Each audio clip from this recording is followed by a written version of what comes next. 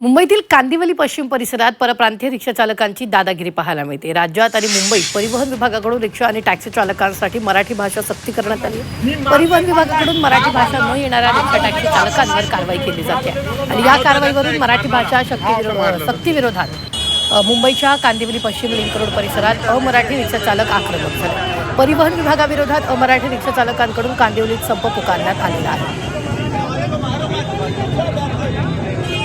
बेकायदेशीर काम कोणी जर करत असेल, चुकीच्या पद्धतीनं कायदा हातात घेऊन जर कोणी काहीतरी वेगळ्या प्रकारचा संभ्रम ह्या मुंबई MMR क्षेत्रामध्ये निर्माण करण्याचा प्रयत्न करत असेल तर पोलीस सक्षम आहे, त्यांच्यावर कारवाई ही होईल।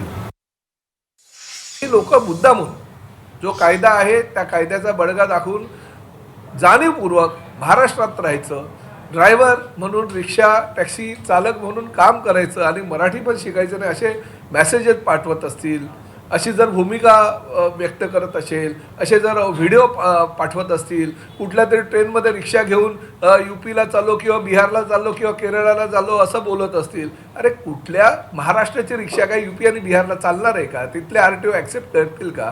किंवा अशी कुठली ट्रेन आहे की त्या ट्रेनमध्ये रिक्षा घुसू शकते, पूर्ण माणसांना जायला शिरायला जागा नाही ते रिक्षा काय घुसणार आहे? अशा प्रकारचे व्हिडिओ काढायचे। कुणीतरी नवी मुंबईचा कुठला तरी नेता सांगतो हम महाराष्ट्र में टॅक्सी भी चलाएंगे, रिक्षा भी चलाएंगे, पैसे भी कमाएंगे और मराठी में नहीं बोलेंगे, परिवहन मंत्री जो करने का वो करो, म्हणजे अशा प्रकारे धमक्या देणार। आणि त्याचबरोबर कायद्याचं पालन जर कोणी करत नसेल तर ते बिलकुल परिवहन विभाग सहन करणार नाही।